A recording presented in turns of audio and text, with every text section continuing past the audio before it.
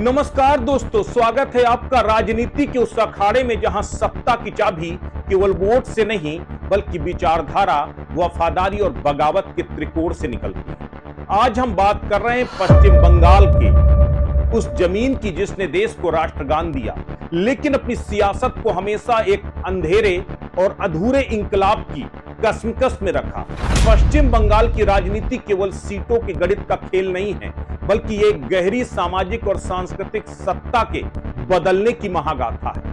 1947 से 2026 तक पश्चिम बंगाल का सियासी सफर किसी रोलर कोस्टर राइड से कम नहीं रहा।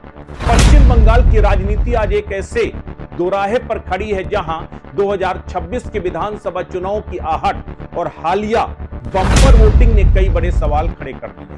क्या 90% से अधिक की वोटिंग ममता बनर्जी के खेला खत्म होने का संकेत है या ये उनकी ढाल बनेगा? 1947 देश आजाद हुआ।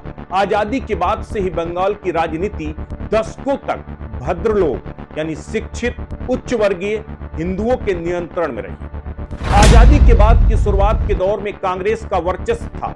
इस युग की राजनीति मुख्य रूप से भद्रलोक यानी शिक्षित उच्च और मध्यम वर्गीय हिंदुओं के इर्द गिर्द सिमटी थी। डॉक्टर बीसी राय ने आधुनिक बंगाल की नींव रखी। उनके सामने विभाजन की बाद आए लाखों शरणार्थियों के पुनर्वास और जर्जर अर्थव्यवस्था को संभालने की चुनौती थी। 1960 के दशक तक आते आते कांग्रेस जमीनी हकीकत और आम आदमी की समस्याओं से कटने लगी। 1967 में नक्सलवाड़ी आंदोलन की चिंगारी ने स्पष्ट कर दिया कि बंगाल का युवा और किसान बदलाव चाहता है। 70 के दशक की राजनीति अस्थिरता और सिद्धार्थ शंकर रॉय के दौर में हुए दमन ने कांग्रेस के आधार को पूरी तरह हिला दिया। उसके बाद 1977 में ज्योति बसु के नेतृत्व में वाम मोर्चे ने जीत हासिल की। भारतीय राजनीति के इतिहास में एक नया अध्याय लिखा। ये दुनिया की सबसे लंबे समय तक चलने वाली लोकतांत्रिक रूप से निर्वाचित कम्युनिस्ट सरकार बनी। ऑपरेशन बरगा के जरिए वामपंथियों ने बटाईदारों को जमीन का मालिकाना हक दिया, जिसने ग्रामीण बंगाल में उनका एक अभेद्य वोट बैंक तैयार किया। इस दौर में पार्टी सोसाइटी का उदय हुआ। गांव के झगड़े से लेकर सरकारी नौकरी तक हर चीज पार्टी कैडर के माध्यम से तय होने लगी। 34 साल के वामपंथी शासन, जिसमें ज्योति बसु और बद्दूदेव भट्टाचार्य का शासन मुख्य है। चेहरा बदलता रहा लेकिन नेतृत्व का सामाजिक वर्ग वही रहा।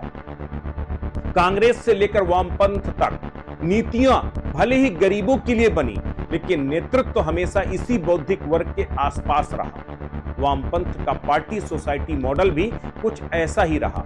कम्युनिस्टों ने गांव के हर फैसले को पार्टी कैडर के अधीन कर दिया। यहां वर्ग संघर्ष की बात तो हुई, लेकिन दलितों, पिछड़ों और आदिवासियों जो सबाल्टर्न को वास्तविक नेतृत्व नहीं मिला। कांग्रेस के समय बंगाल में संस्थागत राजनीति थी, लेकिन वामपंथ ने इसे सांगठनिक राजनीति में बदल दिया। वामपंथियों ने पार्टी सोसाइटी के जरिए राज्य के हर अंग पर कब्जा किया। स्कूल टीचर से लेकर पुलिस थाने तक हर फैसला पार्टी कैडर की सहमति से होता।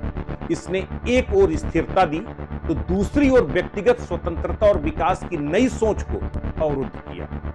ज्योति बसु के समय हुआ ऑपरेशन बरगा, जिसे भूमि सुधार का ऑपरेशन कहा गया, वामपंथ की सबसे बड़ी जीत थी, जिसने उन्हें ग्रामीण आधार दिया। लेकिन विडंबना देखिए, जिस भूमि ने उन्हें सत्ता दिलाई, उसी भूमि अधिग्रहण सिंगूर और नंदीग्राम ने उन्हें सत्ता से बेदखल कर दिया। 34 साल बाद जिस जमीन ने लेफ्ट को सत्ता दी थी, उसी ने छीन ली। सिंगूर और नंदीग्राम में औद्योगिकरण के लिए किसानों की जमीनों के जबरन अधिग्रहण ने सब अर्टन यानी सीमांत समुदायों को सरकार के खिलाफ खड़ा कर दिया। उसके बाद पश्चिम बंगाल की राजनीति में उदय हुआ ममता बनर्जी का, जिन्होंने असंभव को संभव कर दिखाया। 2011 में वामपंथ के किले को ढहा दिया। 2011 में ममता बनर्जी ने मां, माटी और मानुष के जरिए इसी भद्रलोक के वर्चस्व को तोड़ा। उन्होंने राजनीति को कोलकाता के कॉफी हाउस से निकालकर झोपड़ियों और धान के खेतों तक पहुंचाया। उन्होंने राजनीति की भाषा और सामाजिक केंद्र दोनों को बदल दिया। ममता ने भद्रलोक की बौद्धिक राजनीति के बजाय सड़कों के संघर्ष को चुना। उन्होंने लक्ष्मी भंडार और कन्याश्री जैसी योजनाओं से महिलाओं और पिछड़े का एक मजबूत आधार बनाया।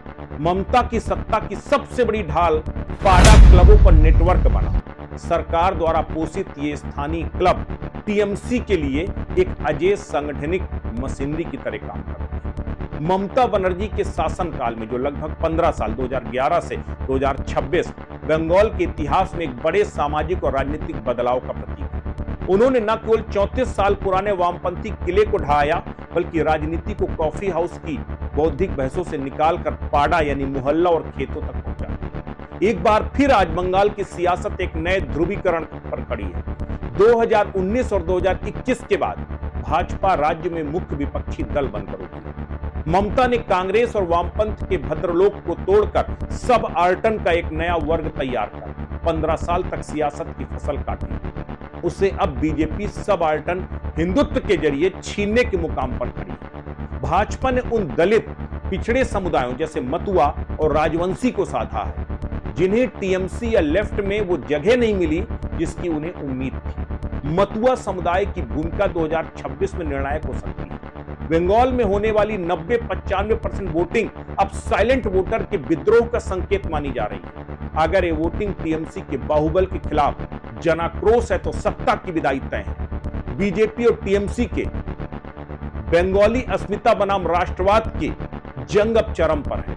संदेश खाली जैसी घटनाओं ने महिला वोट बैंक में सेंध लगाई है, जो ममता की सबसे बड़ी ताकत थी।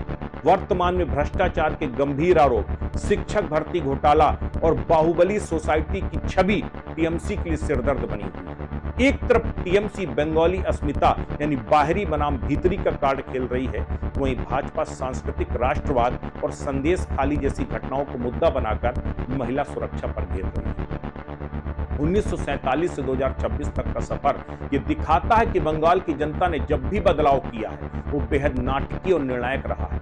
कांग्रेस की मर्यादा, लेफ्ट की विचारधारा, टीएमसी के संघर्ष के बाद अब बंगाल की सियासत पहचान की राजनीति और कल्याणकारी योजनाओं के बीच संघर्ष कर रही है। 2026 का चुनाव केवल एक मुख्यमंत्री चुनने के लिए नहीं होगा, बल्कि ये तय करेगा कि बंगाल का सब आर्टन वोटर अपनी पुरानी वफादारियों को कायम रखता है या भाजपा के सबाल्टन हिंदुत्व के साथ एक नए युग की शुरुआत करता है। बम्पर वोटिंग और संगठनिक मजबूती के बीच मुकाबला बराबरी का है, जहां खेला अभी जारी है। नमस्कार।